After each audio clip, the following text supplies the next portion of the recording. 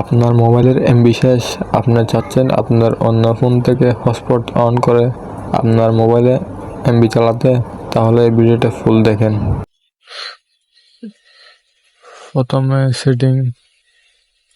সেটিংয়ে যাবেন, তারপরে হটস্পট, এখানে দেখতে পাচ্ছেন হটস্পট, এখানে যাবেন। তারপর 2 নম্বরে দেখতে পাচ্ছেন প্রাইভেট হটস্পট,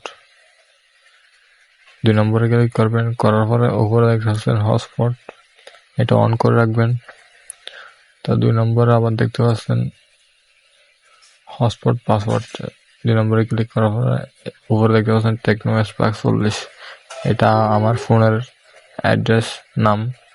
নিচে দেখতে পাচ্ছেন পাসওয়ার্ড, 2 নম্বরে পাসওয়ার্ড এখানে আপনারা যা ইচ্ছে তাই দিতে পারবেন। আপনাদের ইচ্ছে মতো একটা পাসওয়ার্ড দিবেন, 1 2 3 4 5 করে দিয়ে উপরে টিক চিহ্নতে ক্লিক করবেন। তার অটোমেটিক হটস্পট অন হয়ে যাবে। তারপর যে মোবাইলে চালাতে চাচ্ছেন সে মোবাইলে ওয়াইফাই চাপ দিয়ে ধরে রাখবেন।